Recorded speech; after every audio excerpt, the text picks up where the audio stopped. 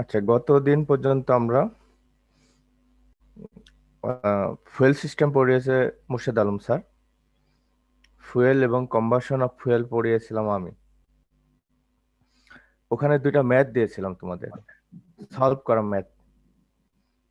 তো তোমাদের কারোর কোথাও কোনো সমস্যা আছে কিনা, কেউ আমাকে এই করনি, ফিডব্যাক দাওনি। বুঝতে পেরেছো আমার কথা? যে ম্যাথ সলভ করেছো, সলভ করতে গিয়ে কোনো সমস্যা, স্যার এই জায়গা বুঝতে পারছে না, এরকম কেউ কোনো রেসপন্স করনি আমার সাথে এই পর্যন্ত। তার অর্থ বোঝা যায় যে তোমরা থার্মোডাইনামিক্স ওইটা চ্যাপ্টারটা খুব ভালো মতো শিখেছো এবং তোমাদের কোনো সমস্যা নাই। আহ, তারপরে গত ক্লাসে আমি লুব্রিকেশন সিস্টেম পড়িয়েছি, lubrication sorry cooling system, cooling এর ডিটেলস, যে মেথোডোলজি যা হওয়ার কথা সব পড়িয়েছি, সাথে কুলিং এর সময় কি পরিমাণ এনার্জি লস হচ্ছে সেটা শিখেছি। কিন্তু গত দিন যে ম্যাথটা আমি শিখেছি, যে কুলিং থেকে এনার্জি লসের পার্সেন্টেজ বের করেছি, ঠিক ওই ম্যাথ থেকে কিন্তু আমরা কোশ্চেন সেট করতে পারি যে আমরা তো 25% এনার্জি লস হবে ইঞ্জিন থেকে, আর তাহলে ওই ইঞ্জিনের 20% ওই এনার্জি কুলিং এর মাধ্যমে লস করতে হলে আমার ওয়াটার ফ্লো কিরকম হতে হবে। একটা এনার্জি টু কোলান্ট, এম এমসির যে মাস অফ কোলান্ট বা মাস ফ্লো রেট অফ কোলান্ট, ওইটা হয়তো বের করা লাগতে পারে। অনেক সময় দেখা যায় যে আমি এনার্জি টু কোলান্ট শিখিয়েছি, কিন্তু কোশ্চেন করে দিয়েছি যে যেটা দেওয়া ছিল 0.15 গ্রাম পার সেকেন্ড সামথিং, এরকম একটা ভ্যালু বলা ছিল, যে এত পরিমাণ এত গ্রাম বা এত কেজি হচ্ছে ওয়াটার ফ্লো লাগে প্রতি সেকেন্ডে। ওইটা বের করতে বলছে, কিন্তু বাকি সব ইনফরমেশন দেওয়া আছে। কিন্তু অনেকগুলো স্টুডেন্ট এসে বললে যে স্যার এগুলো আপনি শেখাননি, আপনি কোত্থেকে দিয়েছেন, আমরা খুঁজে বুঝতে পারিনি। আহ, সেক্ষেত্রে তাদেরকে কি অ্যান্সার দেওয়া যায়? কারণ আমি পুরো সিস্টেমটা শিখেছি, একটা ম্যাথ কোথা থেকে কিভাবে আসছে। তো আমি যদি রেজাল্টটা দিয়ে দিই, যে মাঝখানে কোনো একটা প্যারামিটার কি ইউজ করা যাবে না, যদি ঠিক মতো একটু কোশ্চেনটা পড়ে বুঝলে।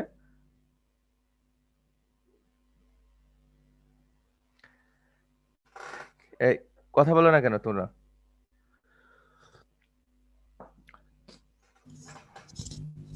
জি স্যার। তো কোশ্চেন যা শিখেছি, ম্যাথ হুবহু এরকম নাও আসতে পারে, হয়তো যেটা বের করতে দিয়েছে পরীক্ষার সময় এমন হতে পারে যে আহ, ওটা দেওয়া আছে কিন্তু অন্য কোনো একটা প্যারামিটার বের করতে বলেছে। এগুলো মাথায় রেখে ভালো মতো প্রস্তুতি নিয়ে আসবো।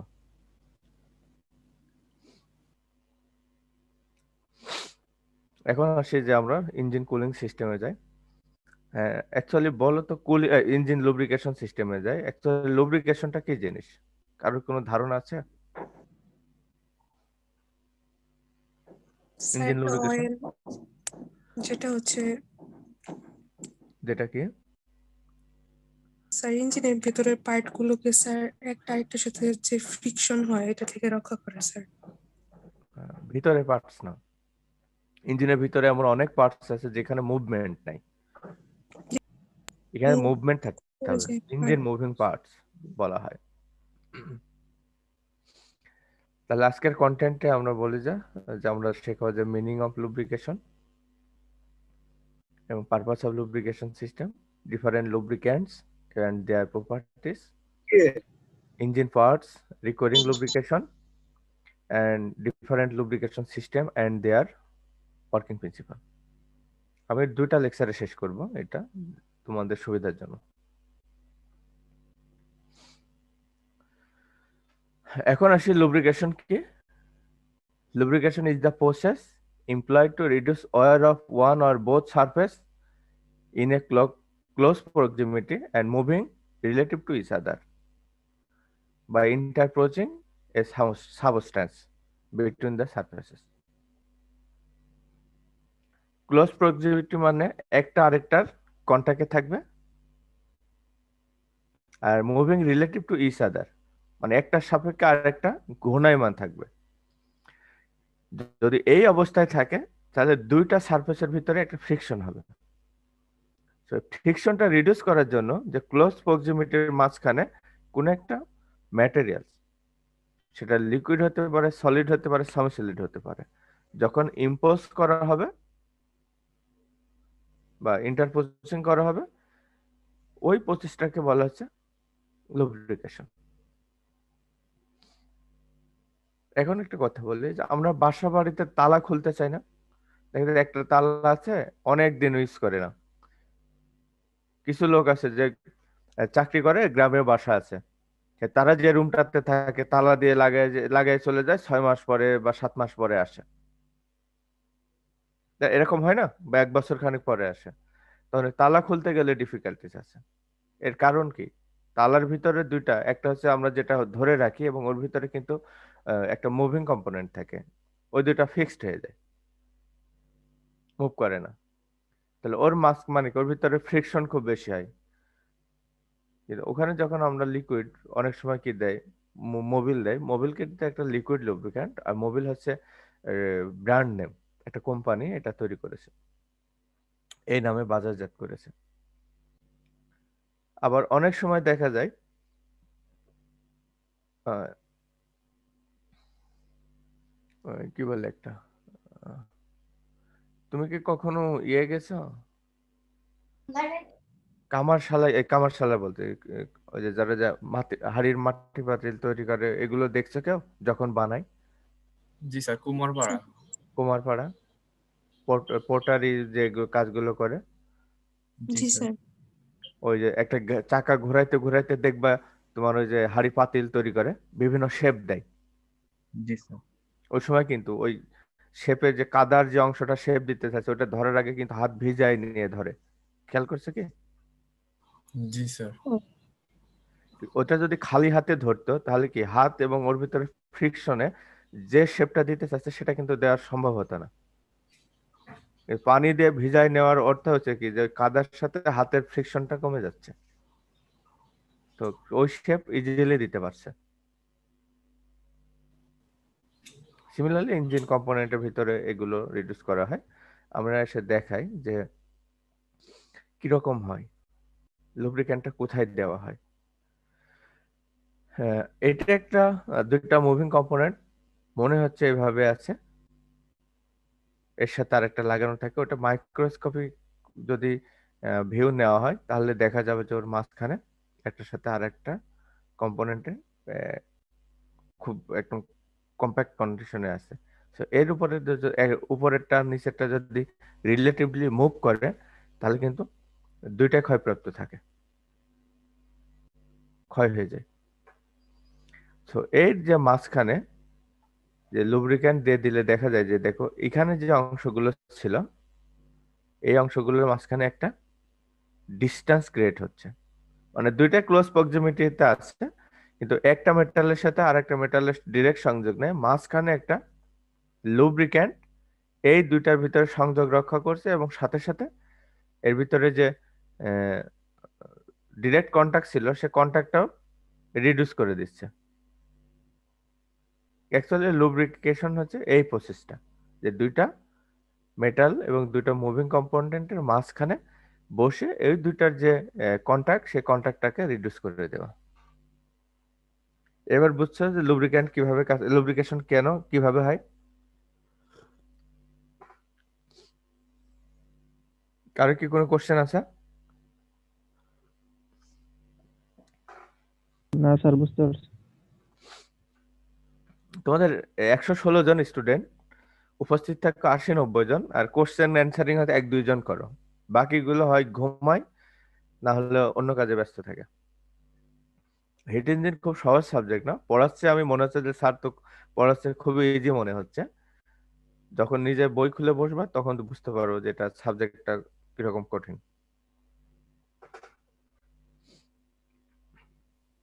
স্যার হিট ইঞ্জিনের জন্য আমরা কোন বই ফলো করব স্যার? ওইটা স্যার সিলেবাস যে দিছিলেন ওইটা তো স্যার দেখা যায় না নিচের অংশটা। নিচের অংশ দেখা যায় না? না স্যার, শুধু একটা রাইটারের বইয়ের নামই দেখা যায়, আর বাকি যে দুইটা বা একটা ছিল ওইটা দেখা যায় না স্যার। কোন রাইটারের বই দেখা যায়? স্যার একটু দেখা লাগবে স্যার, শুধু একটা রাইটারের বইয়ের নামই স্যার দেখা যায়। আচ্ছা, আমি কিন্তু অনেক অনেক সময় আমি যে পাওয়ার পয়েন্টটা দেই, জি স্যার। পাওয়ার পয়েন্টটা কিন্তু এক শুধু একটা বই থেকে নেওয়া না, বেশ কয়েকটা বই থেকে নিয়ে তারপরে সিস্টেমেটিক হয়ে সাজানো আছে। তোমরা যদি এটা ফলো করো আর আমি যা ব্যাখ্যা করছি তার যদি কিছু মনে থাকে তোমাদের, তাহলে বই না পড়লেও চলবে। তারপরেও আমরা রেফারেন্স হিসেবে দুই একটা বইয়ের কথা বলি, যেটা আমাদের সেন্ট্রাল লাইব্রেরিতে ছাড়া পাওয়া যাবে না, কারণ অনেক পুরাতন রাইটারের বই এবং ওইগুলোর কোনো সফট কপিও নাই, জি স্যার। লাইব্রেরি থেকে নিতে হবে। তোমরা পাওয়ার পয়েন্ট যেগুলো দিচ্ছে এগুলো স্টাডি করতে থাকো, আর পরে যখন ক্যাম্পাসে আসবা ক্যাম্পাসে এসে আমার সাথে যোগাযোগ করবো ইমিডিয়েটলি। জি স্যার। এখন আছে পারপাস অফ লুব্রিকেশন সিস্টেম। প্রথমে বলা হয়েছে to reduce friction between moving parts to its minimum value so that power loss is minimum.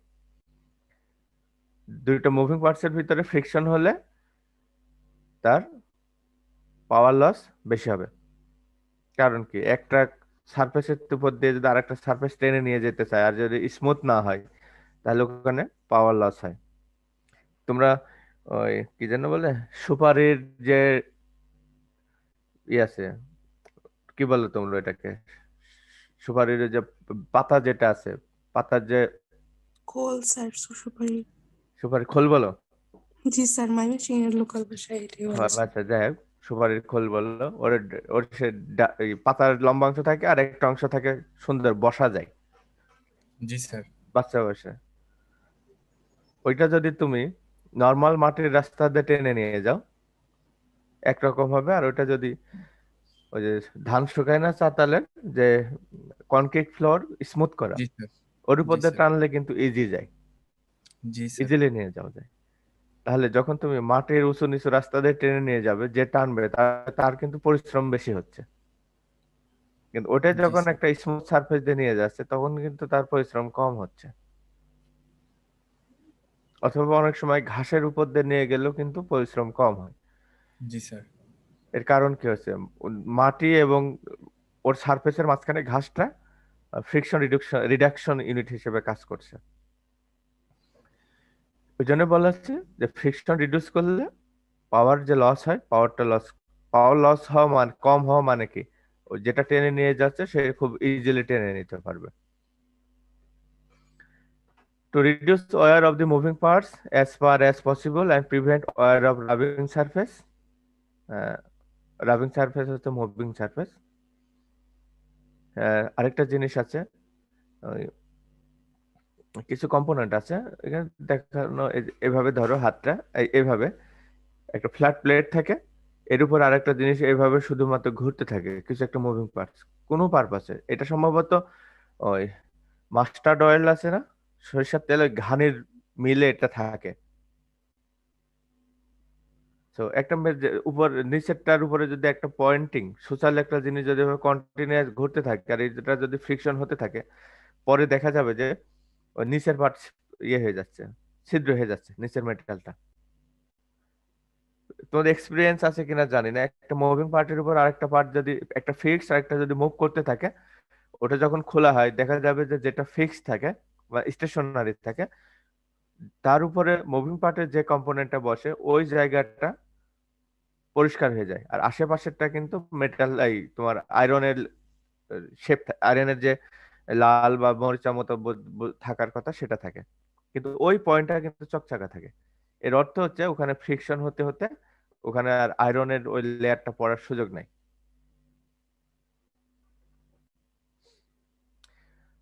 তারপরে ফ্রিকশনে যদি বেশি লস হয় তাহলে ইঞ্জিনের মুভিং পার্টস গুলো মুভ করতে বেশি পাওয়ার লাগবে, সো পাওয়ার লস এটা কমে যাচ্ছে। আর to remove heat from piston and cylinder, একটা কথা বলি যে অনেক সময় একটা মেটালের সাথে আর একটা মেটাল যদি কন্টিনিউয়াস আমরা মুভ করাতে থাকি একটা সাপেক্ষে আরেকটাতে, তাহলে দেখা যায় ওখানে হিট প্রডিউস হয়। কিন্তু ওখানে যদি পানি বা লুব্রিক্যান্ট কিছু দেওয়া হয়, আমরা যতই মুভ করাই না কেন ওখানকার হিটটা রিডিউস হয়ে যায়। তো অনেকগুলো কাজ করে থাকে। সিমিলারলি পিস্টন যখন সিলিন্ডারের ভিতরে মুভ করে ওখানে হিট প্রডিউস হয়, ওই হিটটাকে রিডিউস করার জন্য লুব্রিক্যান্ট ইউজ করে। লুব্রিক্যান্ট ওখানে হিট রিমুভিং কম্পোনেন্ট হিসেবেও কাজ করে। আমি এখানে 4টা পারপাসের কথা বলেছি, এগুলো অবশ্যই মাথায় রাখবে তোমরা।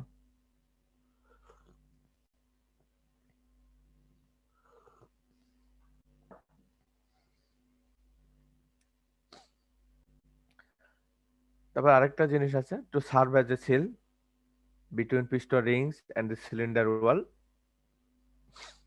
আমরা ইঞ্জিন পড়ানোর সময় বলেছিলাম যে পিস্টন এবং সিলিন্ডার ওয়াল এর মাঝখানে একটু ক্লিয়ারেন্স রাখতে হয়।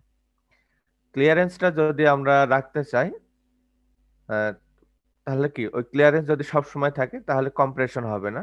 সে কারণে পিস্টনের উপরে একটা রিং চুড়ির মতো বসানো দেওয়া থাকে। চুড়ি চুড়ি চেনা? চুড়ি ওই মেয়েরা পরে জি স্যার। গ্রামে বা লোকাল যে মেকানিক্স আছে ওরা ওটাকে চুড়ি বলে। এই পিস্টনের চুড়িটা নিয়ে আসো, অ্যাকচুয়ালি রিং হবে ওটা, পিস্টন রিং ওর উপরে বসানো হয়। তখন কি হয় যে সিলিন্ডার এবং পিস্টনের মাঝখানে যে ফাঁকা জায়গা ছিল ওটা রিডিউস হয়ে যাচ্ছে। আবার আরেকটা আছে যে দুইটা মেটাল যদি পাশাপাশি রাখে, আমি মনে করছি যে এটা কোনো ফাঁকা জায়গা নাই, তারপরে ওখানে কিছু স্পেস থাকে। ওখানে যদি হাই প্রেসারে কোনো এয়ারটাকে কম্প্রেস করা হয়, ওই ফাঁকা জায়গা দিয়ে কিন্তু লিক হবে। যার এক্সাম্পল বলি, পানির ট্যাপ লাগানোর সময় একটার সাথে আরেকটা থ্রেড যদি আমি শক্ত করে লাগাই দিই, মনে করি যে ওখানে কোনো ফাঁকা স্পেস নাই, কিন্তু তারপরে পানি ড্রপ আকারে পড়ে, কারণ ওখানে কিছু মাইক্রোপোর থাকে। সিমিলারলি পিস্টন সিলিন্ডার ওয়াল এবং পিস্টন রিং এর মাঝখানেও কিছু মাইক্রোপোর থাকে। ওই মাইক্রোপোরকে যদি আমি সিল করতে চাই তাহলে ওখানে লুব্রিক্যান্ট ইউজ করা হয়। এই ছেলেদের তো ভালো এক্সপিরিয়েন্স থাকার কথা, সাইকেলের টিউব যখন ছিদ্র হয়ে যায়, দেখে মনে হচ্ছে ছিদ্র হয়নি, বোঝা যাচ্ছে না, কিন্তু হাওয়া থাকছে না, তখন তারা কি করে, ওটা নিয়ে যে পানির ভিতরে চুবায় না? জি স্যার। জি স্যার। জি স্যার। কি পানির ভিতর চুবানোর পরে তো বোঝা যাচ্ছে যে এখান থেকে হাওয়া লিক হচ্ছে, জি স্যার। কিন্তু ওর উপরে যদি একটা ঠিক কিছু ওর তোমার ওই যে জায়গায় হাওয়া বের হচ্ছে ঠিক কিছু যদি লাগায় দেয়, তাহলে ওই হাওয়াটা কি আর বের হয়? না স্যার। অনেক সময় বলে যে চূড়া লিক হয়েছে, লিক খুঁজে পাওয়া যাচ্ছে না, তখন কি করে, ওর আশেপাশে ওদের যে ইয়ে থাকে না, গ্লুটা থাকে না, গ্লুটা চারিদিকে খুব ভালো করে লাগিয়ে দেয় যেন ওটা বের না হয়। আর রিমুভ দ্য ফরেন ম্যাটেরিয়ালস, এটা হচ্ছে দুইটা মেটাল যখন একসাথে ফ্রিকশন হতে থাকবে, ওখানে ক্ষয়প্রাপ্ত হবে, ওইটাকে রিমুভ যদি না করানো হয় তাহলে দেখা যাবে যে ওখানকার ওই মেটাল আরো বেশি বেশি ক্ষয়প্রাপ্ত হচ্ছে। আর এর ইনজুরিটা খুব ইয়ে হয়, খুব খারাপ অবস্থা হয়। যেমন একটা বলি যে কনক্রিটের ফ্লোরের উপর পড়েছে, স্মুথ ফ্লোর, ওখানে যদি পড়ে তাহলে কি চামড়া ছেড়ে না, কিন্তু হাড়ে ব্যথা পায়। আর কনক্রিটের ফ্লোর আছে কিন্তু প্লাস্টার করা নাই, ওর উপরে যদি পড়ে তাহলে কি হবে, হাড়ও ভাঙবে, সাথে চামড়াগুলো খুব সিরিয়াসলি কি ড্যামেজ হবে, তাই নাকি? জি স্যার। বাইসাইকেল নিয়ে কখনো পিচ ঢালা রাস্তায় পড়েছো? জি স্যার, পড়েছি স্যার। কি অবস্থা, চামড়া একদম কুচি কুচি করে কেটে যায়। তো ওটা যদি স্মুথ সারফেস হতো তাহলে এভাবে চামড়াটা নষ্ট হতো না।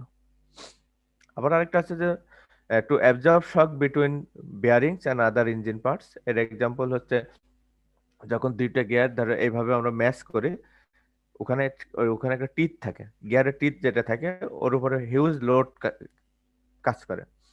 তো ওই দুইটা টিথের সাথে মাঝখানে যদি লুব্রিক্যান্ট দেওয়া হয় তাহলে একটা টিথের উপরে সবগুলো লোড ওইভাবে না পড়ে ওই লুব্রিক্যান্টের উপরেও কিছুটা লোড ক্যারি করে। এই জন্য বলা হচ্ছে to absorb shock between the bearing and other engine parts, thus reducing engine noise and extending life. আমি এটা পড়ানোর সময় অনেক সময় গরুর গাড়ির এক্সাম্পল দিই। গরুর গাড়ির যে ইয়ে আছে, চাকা আছে, ওটা যদি ঠিক মতো লুব্রিক্যান্ট দেওয়া না হয় আর এই গরুর গাড়ির ওটা যদি একটু লোড বেশি থাকে, অনেক দূর থেকে বোঝা যায় যে গরুর গাড়ি আসতেছে, কারণ কেমন যেন একটা ক্যাস ক্যাস ক্যাস ক্যাস শব্দ করে। তোমরা শুনেছো কিনা জানি না। ঠিক ওখানে যদি একটা ঠিক লুব্রিক্যান্ট লাগিয়ে দেওয়া হয়, গ্রিস টাইপের, তাই দেখা যাচ্ছে ওই শব্দটা আর হয় না। তোমরা কি কারোর এক্সপিরিয়েন্স আছে কিনা জানি না। আমরা যখন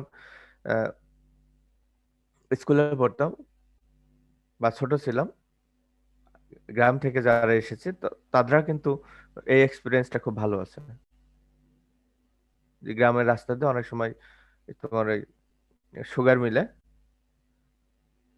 যে আখ ইয়ে করা হয়, বিক্রি করা হতো, তখন তো গাড়িতে অনেক লোড দিত। নিয়ে যাওয়ার সময় কেউ যদি ওই লুব্রিক্যান্ট গাড়ির চাকায় ঠিক মতো না দিত, তাহলে প্রচুর শব্দ হতো যে যাচ্ছে গাড়ি।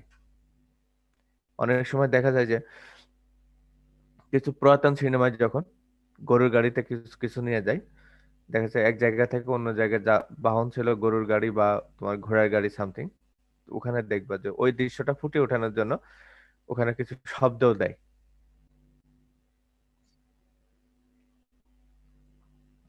তো ওখানে লুব্রিক্যান্ট ইউজ করলে ওই শব্দটা এক্সটেন্ড রিডিউস হচ্ছে।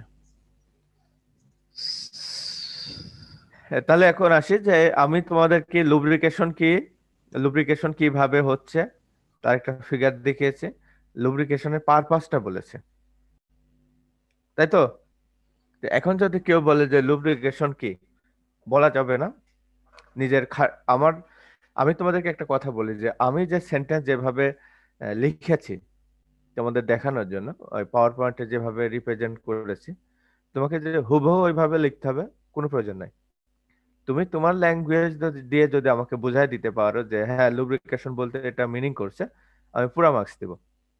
কিন্তু আবার আমাদেরও অনেক কলিগ আছে, সে যে হ্যান্ড আউটটা দেয়, হ্যান্ড আউটের হুবহু না হলে মার্কস কাটে। অ্যাকচুয়ালি আমি ওইভাবে খাতা দেখি না। আমার উদ্দেশ্য হচ্ছে স্টুডেন্ট হুবহু লিখলো, সেটা তার ক্রেডিট। আর কোন স্টুডেন্ট হুবহু না লিখে তার তার মতো করে লিখলো, সেটাও তার ক্রেডিট।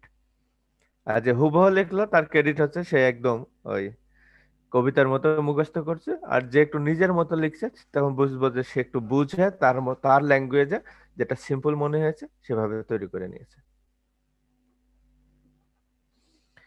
আমার একটা খুব খারাপ ছিল যে আমি কোনো স্যারের শিট হুবহু লিখতে পারতাম না। কিছু কিছু সাবজেক্টে খুব ভালো মার্কস দিত, কিছু কিছু টিচার মার্কিং খারাপ করতো।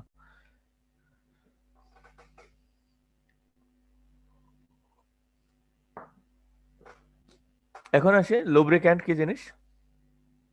আমরা লুব্রিকেশন পড়ানোর সময় বললাম যে ওই দুইটা মুভিং পার্টস এর মাঝখানে একটা কম্পোনেন্ট বা একটা ম্যাটেরিয়ালকে ইন্টারপোজিং করা হচ্ছে। যে ম্যাটেরিয়ালসটাকে ইন্টারপোজিং করা হচ্ছে সেটাই হচ্ছে লুব্রিক্যান্ট। লুক এট হিয়ার, দুইটা মেটাল কম্পোনেন্ট আছে, এর মাঝখানে আরেকটা কম্পোনেন্ট দেওয়া হয়েছে ইয়েলো কালারের, যেটা এটা হচ্ছে লুব্রিক্যান্ট। কি হচ্ছে, নিচেরটা এদিকে যাচ্ছে, উপরের মেটালটা এভাবে যাচ্ছে, এইভাবে ঘর্ষণ হচ্ছে, রেসিপ্রোকেটিং মুভমেন্ট হচ্ছে। মাঝখানে লুব্রিক্যান্ট থাকায় ওদের ডিরেক্ট কন্ট্যাক্টটা রিডিউস হয়ে যাচ্ছে। যত লোড বা মুভমেন্ট এই মেটালের উপরে না পড়ে এই লুব্রিক্যান্টের উপরে পড়তেছে, সো ফ্রিকশন রিডিউস হচ্ছে।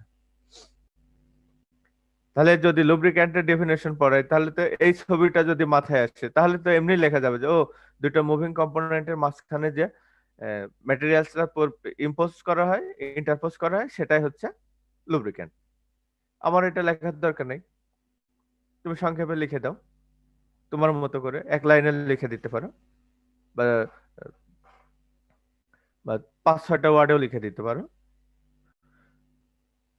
তো এখন কথা হচ্ছে, যেহেতু ইউনিভার্সিটিতে পড়ো, হুবহু শিট মুখস্থ না করে নিজের একটু আন্ডারস্ট্যান্ডিং ডেভেলপ করে নিয়ে তারপরে লিখবা, তারপরে পড়বা। কারণ আমি সাধারণত ওই লেভেল 1 বা লেভেল 2 তে যারা থাকে তাদেরকে এগুলো বলি, কারণ হচ্ছে নিজেকে চেঞ্জ করার অনেক যথেষ্ট সময় পাবে। আর যারা ফাইনাল ইয়ারে চলে যায় তাদেরকে আমি কিছু বলি না, কারণ তাদের শেষ, ওদেরকে বললেও ওরা আর চেঞ্জ হতে পারবে না।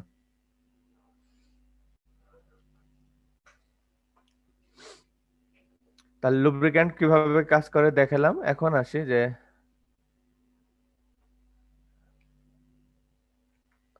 লুব্রিক্যান্ট হাউ ইটস ওয়ার্ক ওই এক ফিগারে এটা বোঝা যায় যে মাঝখানে একটা প্রোটেক্টিভ ফিল্ম তৈরি করে। সো উপরের যে লোড সেটা লুব্রিক্যান্ট নিচ্ছে, আবার যে শেয়ার যেটা আছে সেটাও লুব্রিক্যান্ট নিচ্ছে, যার কারণে লুব্রিকেশনটা কাজ করে। এরপর আসি লুব্রিক্যান্টের কি কি প্রপার্টিস থাকতে হবে।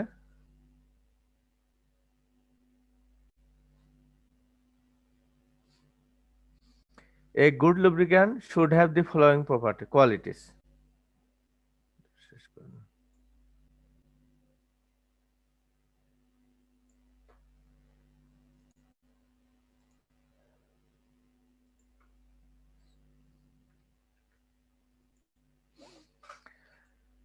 It should have sufficient viscosity to keep the rubbing surface apart.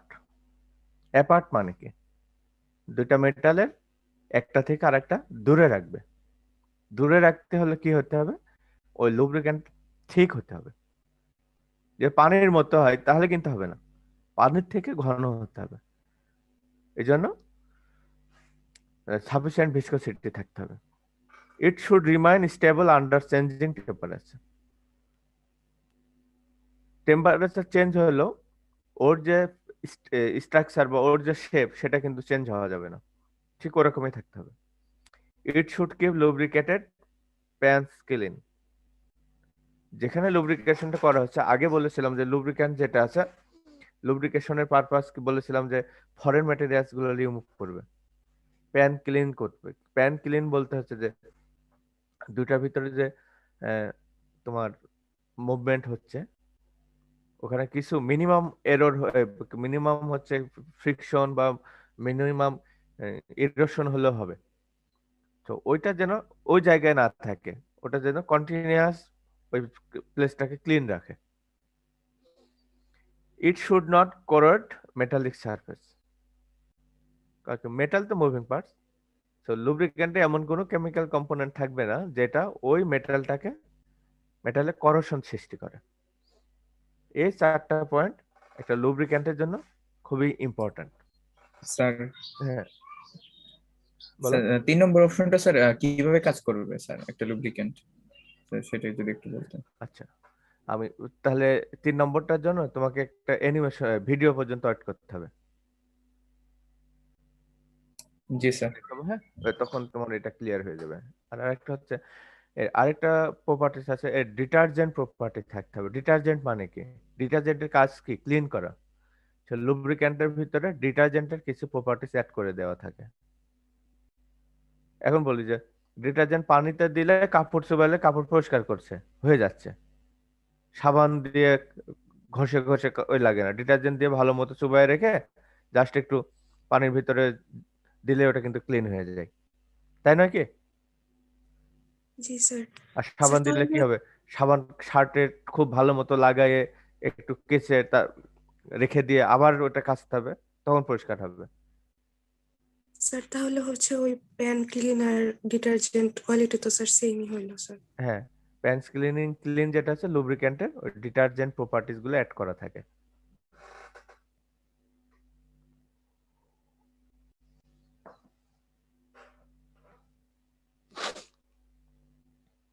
এখন আসি যে লুব্রিক্যান্ট যেগুলো আছে লুব্রিক্যান্টের ক্লাসিফিকেশন কিভাবে করব? আমরা স্যার দুই আগের ভাবে স্লাইডে একটু করে বলো। স্যার এখানে যে স্যার আপনার প্যান প্যান স্ক্রিন বলছে স্যার, ওই যে প্যান স্ক্রিনটা কি স্যার ওই যে এই মানে দুইটা যে ইয়াটা থাকতে সারফেস থাকছে ওই জায়গাটা কি প্যান বোঝাচ্ছে স্যার? ইয়েস, জি স্যার। দুইটা মেটাল সারফেসের মাঝখানে যেখানে লুব্রিক্যান্ট দেওয়া হচ্ছে ওই প্লেসটাকে প্যান বোঝাচ্ছে। জি স্যার। এখন আসি লুব্রিক্যান্টের ক্লাসিফিকেশন করব দুই ভাবে। প্রথমটা হচ্ছে বেসড অন কি স্টেট। স্টেট অর্থ কি? অবস্থান। লিকুইড, দেখছো এটা? জি স্যার। মোবিলস। কোথায় দেখছো? স্যার মোটরসাইকেলে দিতে দেখছি স্যার, ইঞ্জিন অয়েল। এই যে মোটরসাইকেলে, তারপরে তোমার ওই যে বিভিন্ন ধরনের পাওয়ার টিলার আছে, পাওয়ার টিলারে কিন্তু এভাবে লিকুইড লুব্রিক্যান্ট ইউজ করে। সেমি সলিড লুব্রিক্যান্ট, এটা দেখছো? জি স্যার। কোথায় দেখেছো? টাকার বিয়ারিং এ লাগাই স্যার, ব্রিজ। স্যার আমাদের কে? ওয়ার্কশপেও স্যার মনে হয় দেখছিলাম। ওয়ার্কশপেও দেখছি স্যার। হ্যাঁ, ওয়ার্কশপে দেখছো তাই না? জি স্যার। বাইসাইকেলে দেখোনি? জি স্যার, স্যার বিয়ারিং এ লাগায়। বিয়ারিং এ নেয়, বল বিয়ারিং যেটা ওখানে লাগায়। বিশেষ করে চাকা খোলার পরে কিন্তু গ্রিজ ইউজ করে, ওই একটা হাব থাকে, হাবের উপরে আগে গ্রিজ দেয়, তার উপরে বলগুলো বসায় গুনে গুনে, তাই না? পরে আবার গ্রিজ দিয়ে ওটাকে ঢেকে দেয়। এটা ঢাকার অর্থ হচ্ছে যে বল যেগুলো থাকে, একটা বল আরেকটা বলের উপরে ঘুরবে কিন্তু যেন সরাসরি না থাকে, ওই দুটার মাঝখানে কিন্তু গ্রিজ দিয়ে ফাঁকা রাখে।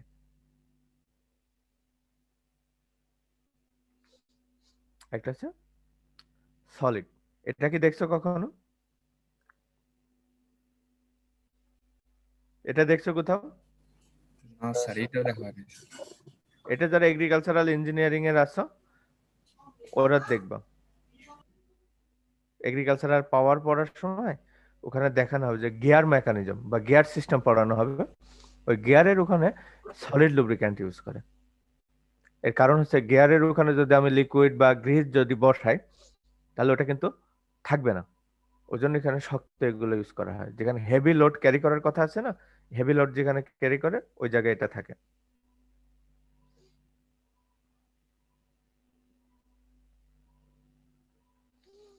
এখন আসে বেসড অন অরিজিন, কোথা থেকে আসছে সেই অনুযায়ী আমরা এটাকে কত ভাবে ভাগ করতে পারি।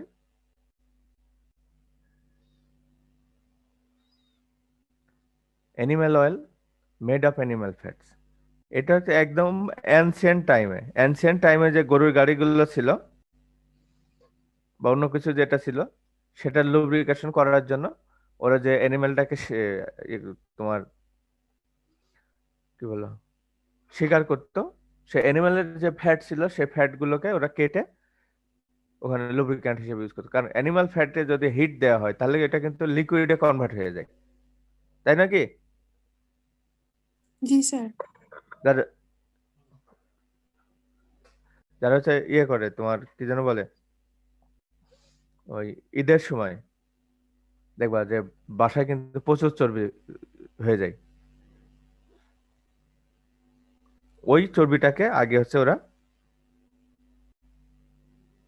তোমার লুব্রিকেশন পারপাস ইউজ করতো। এরপর আছে ভেজিটেবল অয়েলস, এটা cotton seed oil, olive oil, linseed oil and castor oil. তোমরা কি কখনো সরিষার তেল যেটা আছে, সরিষার তেল ভাঙানো দেখছো? জি স্যার। ভাঙায় বাসায় জি নিয়ে স্যার। আসার পরে যখন রোদে শুকায় তোমার ই করে সেটেল ডাউন করে, করার পরে অবস্থা দেখছো? জি স্যার, মানে ওটাকে খৈল বলে। না, আরো একটা সফট অংশ থাকে। স্যার কোনটা বুঝতেছি না। খোলের পরেও আরেকটা অংশ থাকে, তেলের সাথে মিশানো থাকে, ওইটা তেলে নিয়ে এসে রোদে শোকায়, শোকানোর পরে আহ, যেগুলো ফ্রেশ অয়েল ভালো ওইগুলো উপর থেকে নিয়ে নেওয়ার পরে নিচে কিন্তু একটা থিক একটা লেয়ার থাকে। জি স্যার, থাকে স্যার। জি স্যার, কালো একদম নিচে জমে। একদম কালো, জি স্যার। ওটা কিন্তু লুব্রিক্যান্ট হিসেবে ইউজ করা যায়। ওই রকমই। বুঝতে পারছো? জি স্যার। আমরা যখন ছোট ছিলাম তখন কিন্তু গ্রিজ বা মোবিল এগুলোর অত প্রচলন খুব একটা ছিল না গ্রাম এলাকায়, ওরা ওটা ইউজ করতো অনেক সময়। ক্যাস্টর অয়েল, এটাকে বাংলা বলে রেড়ি, রয়েকের রয় দীর্ঘি রেড়ি,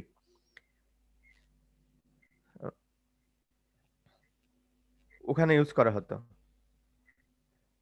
ওইগুলো হচ্ছে লুব্রিক্যান্ট হিসেবে ইউজ করে। এই জন্য বলা হচ্ছে এটা ছিল ভেজিটেবল সোর্স, ভেজিটেবল অয়েলস। কিন্তু বর্তমানে মানে কি বলবো যে এগুলোর প্রচলন নাই, কারণ লোকজন আর অত কষ্ট করে না। তারপরে হচ্ছে মিনারেল অয়েলস, ক্রুড পেট্রোলিয়াম। এটা যখন তেল আবিষ্কার হলো, মানে কেরোসিন, ডিজেল, পেট্রোল যেগুলো আবিষ্কার হওয়ার পরে এই ওখান থেকে কিছু ঠিক যেমন অনেকটা কিছু ওখানে যে বিটুমিনাস পাওয়া যায়, বিটুমিনাসের আরেকটা লেয়ার থাকে, সেটা হচ্ছে তোমার লুব্রিক্যান্ট হিসেবে ইউজ করে। মানে ডিজেলের থেকে ঠিক কিন্তু বিটামিনাসের থেকে লাইট, এবং ওখানে হাই ভিসকসিটি আছে, সেটাকে লুব্রিক্যান্ট হিসেবে ইউজ করতে। কিন্তু বর্তমানে কি করা আছে, বর্তমানে ম্যাক্সিমাম লুব্রিক্যান্ট হচ্ছে synthetic oil, artificially made chemical component. কারণ মিনারেল অয়েল যেগুলো ইউজ করা হতো সেগুলো কি হতো যে দীর্ঘদিন ইউজ করার ফলে কি হতো যে ওখানে কার্বন হয়ে যেত, মানে কালি হয়ে যেত, ওখানে হাত দিলে পুরো হাত কালি লেগে যেত। কিন্তু এখন যেগুলো সিনথেটিক অয়েল বা লুব্রিক্যান্ট যেগুলো ম্যাক্সিমামই সিনথেটিক অয়েল, এটা অনেক দিন ইউজ করা যায়। তোমার বলে যে আগে যেটা 200 বা 300 কিলোমিটার চলার পরে ফেলে দেওয়া লাগতো, তার থেকে অল্প কিছু মানি অ্যাড করার করলে যে সিনথেটিক অয়েল আছে যেটা দেখা যায় 700-1000 কিলোমিটার চালানো যায়। এই লুব্রিকেটিং অয়েলগুলো যখন চেঞ্জ করা হয় তখন দেখা যায় যে আগে যেটা কালো হয়ে যেত, হাতে লাগলে ওটা আর পরিষ্কার হতো না, কিন্তু ওটা কি হাতে লাগলেও পানি দিয়ে ধুলে কিন্তু পরিষ্কার হয়ে যায়, বা কাপড় বা কিছুতে মুছলে একদম ক্লিন হয়ে যাচ্ছে।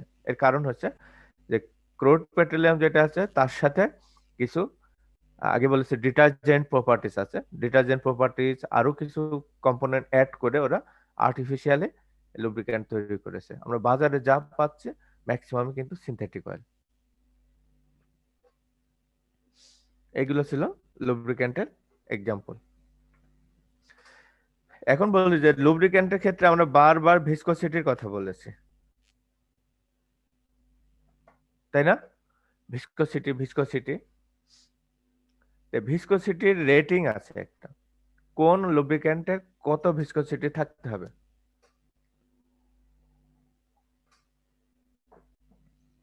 এবং এই ভিসকোসিটি রেটিংটা দিচ্ছে সোসাইটি অফ অটোমোবাইল ইঞ্জিনিয়ারিং।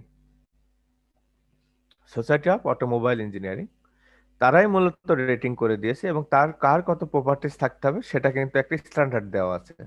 সারা বিশ্বে যে কোম্পানি তার লুব্রিক্যান্ট তৈরি করুক না কেন, এদের কাছ থেকে সার্টিফিকেট নিতে হয়। বাংলাদেশের কোনো ফুড বা যাই তৈরি করা হোক না কেন, তারা বিএসটিআই থেকে সার্টিফিকেট নিতে হয়।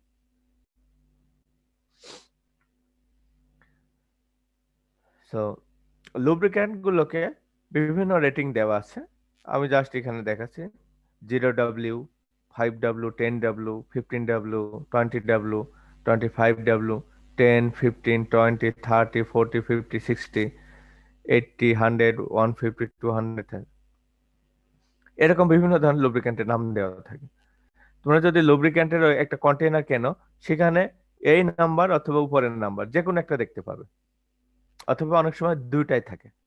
স্যার এখানে ডাব্লিউ দিয়ে কি বুঝাইতেছে? ওয়েট, আমি তো বুঝাবোই, বোঝানোর জন্যই তো ওয়েট করতেছি। আমি আগে শেখাই যে এরকম একটা নাম্বার দেওয়া থাকে, এই নাম্বার থেকে আমি কি বুঝবো? নাম্বার থেকে বোঝার উপায় থাকে যে the oil with W are for winter use, শীতকালে ব্যবহার করতে হবে, and their viscosity test are done at 0 degree Fahrenheit -18 degree Celsius. তাদের ভিসকোসিটি টেস্ট করা হয় 0 ডিগ্রি ফারেনহাইটে। The oil without W are for use in summer, and the viscosity test in their case are done at 1050 degree 50 Fahrenheit বা 99 degree Celsius. তারপরে এখানে একটা viscosity number দেওয়া হয়, ভিসকোসিটি কত আছে। তার মনে থাকবে যে ডব্লিউ যেটা সেটা হচ্ছে উইন্টারের ইউজ, আর উইন্টার ইউজের যে লুব্রিক্যান্ট আছে তার ভিসকোসিটি কত সেটা টেস্ট করতে হলে 0 ডিগ্রি ফারেনহাইট বা -18 ডিগ্রি সেলসিয়াসে টেস্ট করে তার ভিসকোসিটিটা বের করা হয়। আর যেটা উইদাউট ডাব্লিউ সেটা 99 ডিগ্রি সেলসিয়াসে টেস্ট করে তার ভিসকোসিটিটা বের করা হয়। এটাই হচ্ছে মূলত ভিসকোসিটি রেটিং। আমরা যে মোটরসাইকেল ইউজ করি, এই মোটরসাইকেল কিন্তু শীত এবং গ্রীষ্ম একই ধরনের ইয়ে ইউজ করা হয়। আগে কিন্তু শীতকালে একটা ইউজ করতো, গরমকালে অন্যটা ইউজ করতো, কিন্তু টেকনোলজি চেঞ্জ হতে হতে এখন দেখা যাচ্ছে একই লুব্রিকেন্ট সারা বছর ইউজ করতেছে। তাহলে এটাকে কি বলবো?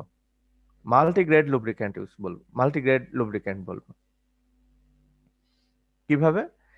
SAE 10W/30। এর অর্থ কি? এর অর্থ হচ্ছে যে এটা একটা multigrade lubricant oil, lubricating oil. এটা শীত এবং গ্রীষ্ম দুইটাই ইউজ করা যাবে। কিভাবে? যে where first number 10W indicates the viscosity rating of the oil in winter and second number 30 indicates the viscosity rating of the oil in the summer, that means hot condition. উইন্টারে এর ভিসকসিটি আছে 10 আর সামারে ভিসকসিটি আছে 30 রেটিংটা মনে থাকবে।